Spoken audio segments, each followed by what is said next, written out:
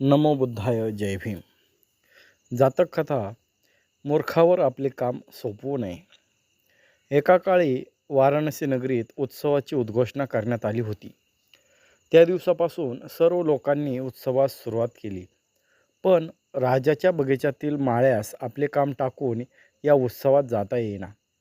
पुढे त्याला अशी एक युक्ती सुचली की आपल्या उद्यानात राहणाऱ्या वानरांच्या टोळीवर बगीच्याला पाणी देण्याचे काम सोपवून आपण एक दिवस तरी उत्सवाला जावे.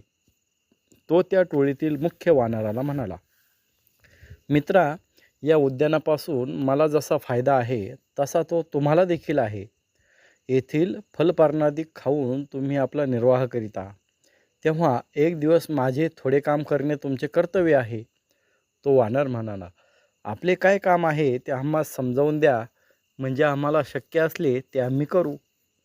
माळी म्हणाला, तुम्ही या झाडाच्या रोपांना आजचा दिवस तेवढे पाणी द्या, म्हणजे तेवढ्या अवधीत मी उत्सवाची थोडी मौज पाहून माघारी येतो.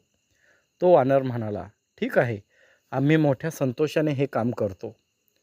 माळी पखाली आणि लाकडांची भांडी वानरांच्या स्वाधी करून शहरात गेला. इकडे मुख्य वानर आपल्या टोळीतील वानरांना म्हणाला, आमच्यावर सोपविलेले काम आम्ही मोठ्या शितापीने केले पाहिजे. येथल्या पाण्याचा उपयोग न करता ते मोठ्या काटकसरीने वापरले पाहिजे. नाहीतर आम्हास आणि बागवानाला पाण्यासाठी त्रास सोसावा लागेल. तेव्हा तुम्ही झाडाच्या रोपांना पाणी देत असताना त्यांच्या मुळाच्या प्रमाणाने पाणी देत जा.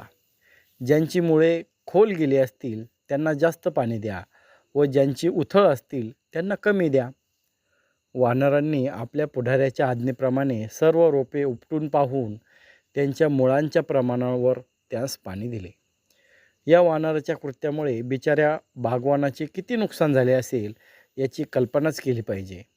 मूर्खावर जो आपल्या कामाचा भार टाकतो त्याची शेवटी अशीच हानी होते. जय भीम.